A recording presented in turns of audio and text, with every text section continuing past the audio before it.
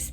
So today we are going to talk about some salve making, some seed saving, and some persimmon harvest fun. But I wanted to open up and show you one of my favorite spots in my house. So here I have some of my favorite books that are crocheting, gardening, herbalism.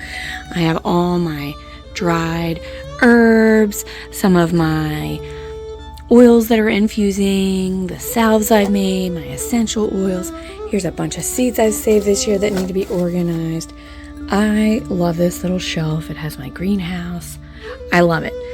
It's going to get even more organization coming up soon, but right now we're going to use a lot of the things from here today to make those salves and save those seeds. All right, going to make some jewelweed salve for summertime itchies. I have had this oil, let's see, I made it August. I got the jewelweed out. It's still just been sitting. So right now, I'm going to measure it out because I want 4 parts oil to 1 part beeswax pellets. So let's see how much oil I got in here. That's 1.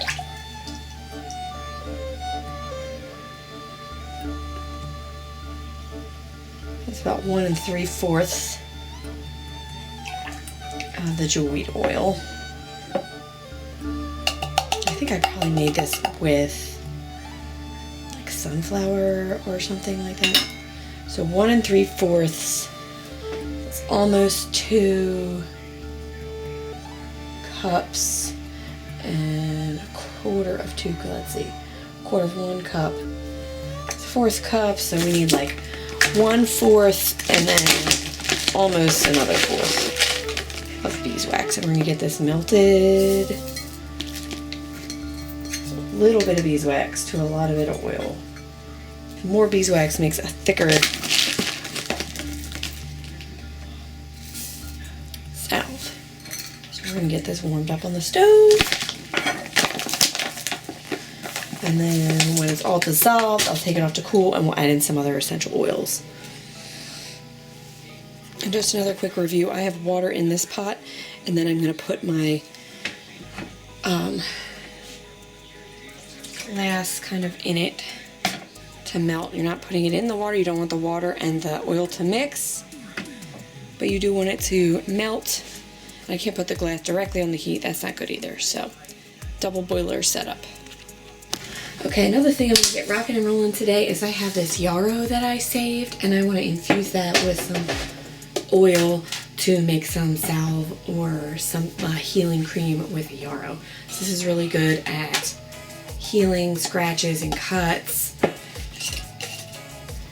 things like that. So we're going to take some of this and get it infusing today with some herbal oil too.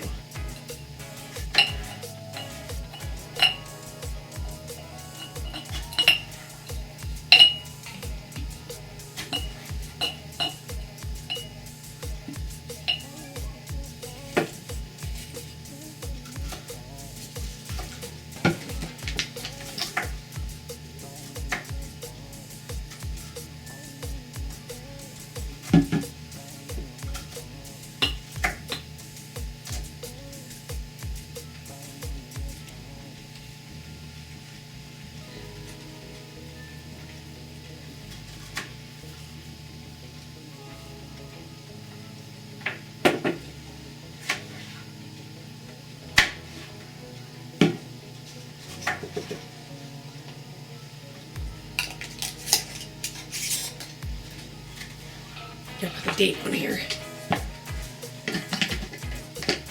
Save the rest of this for a rainy day.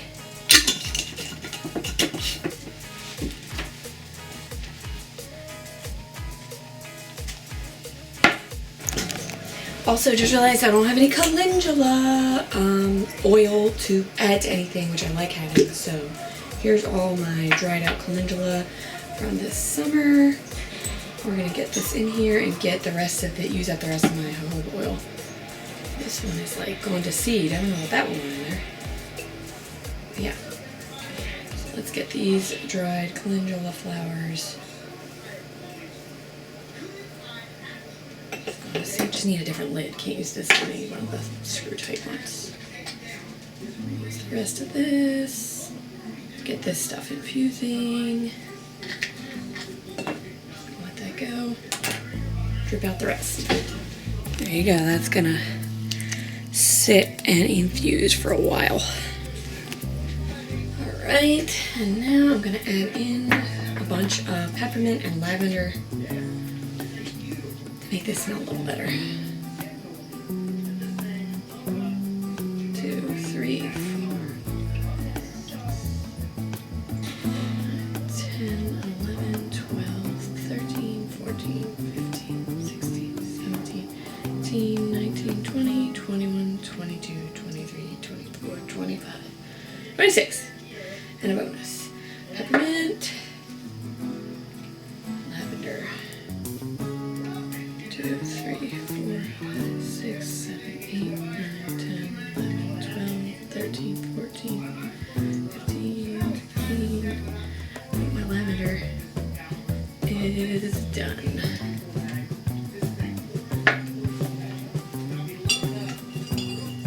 Stir. Smells better.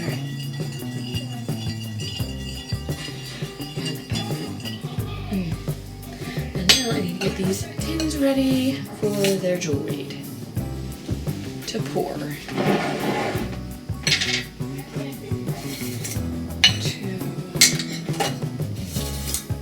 3.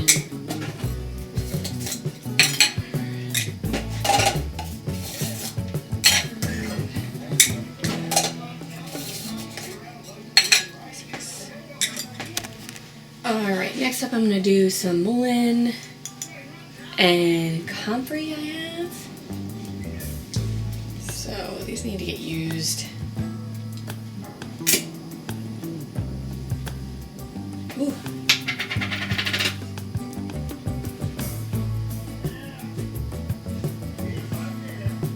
That's not even a whole cup. And this one needs to be strained.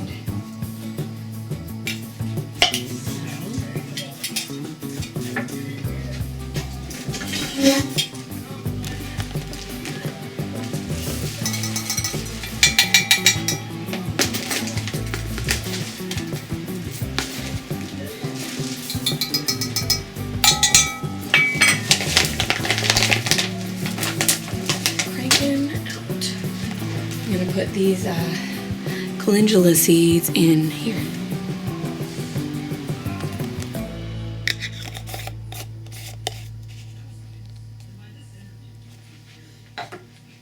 So here I'm going to get these persimmons cleaned up, and I am going to cut off the bad spots, but I'm really just getting the skin off here, because the ones I'm going to put in this food processor, I'm going to food process up because they're really ripe. So they're mushy, they're super sweet, they're ready to really eat right now, and I don't have the time to do anything with them. So I am peeling that skin off and getting them into the food processor so then I can freeze them, and I can maybe make some jam or use the pulp in wine or a pie or a sauce or something else later on. So these are super ripe and they need to get used. So that's just what I'm doing. Just getting that skin off, getting the stem off, and getting them into the food processor. So these I had picked, they weren't ripe yet, and they just sat on my counter until they got ripe. And they got to a point where I was like, I need to do this now. So here I am, taking care of these super ripe persimmons. You can see I just like core off the top there a little bit. And then they're just so juicy. That one really, I think it might have had a little frost damage, maybe a couple bruises from falling off the tree. But I just peel them off and chuck them in this food processor. I know my neighbor whose tree these are from, she really wants to make some wine, which I have tried before. I'll link that video. I just don't have the time to do that right now. So maybe she'll save some, I'll save some, we'll do it again later. But again, right now, this is all I'm doing, just chucking them in the food processor to blend them up. There you go. You see it all. Some nice pulp saved for later. And now I have some of the persimmons that were still not super ripe. They were pretty firm still.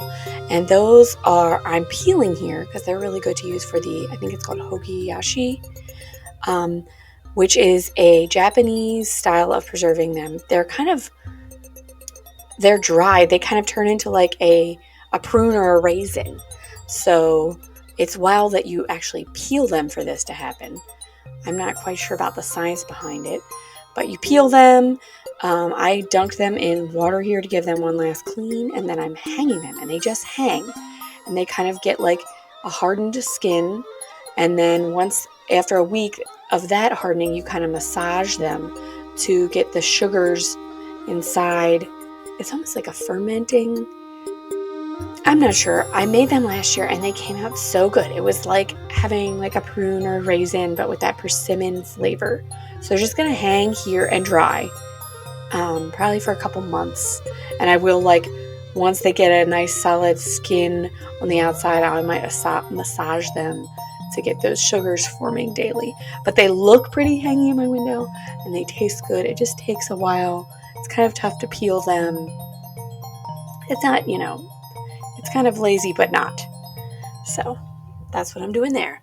And here I am pouring that pulp in a freezer bag. It's just going to go in my freezer until I can figure out what I want to do with this good stuff.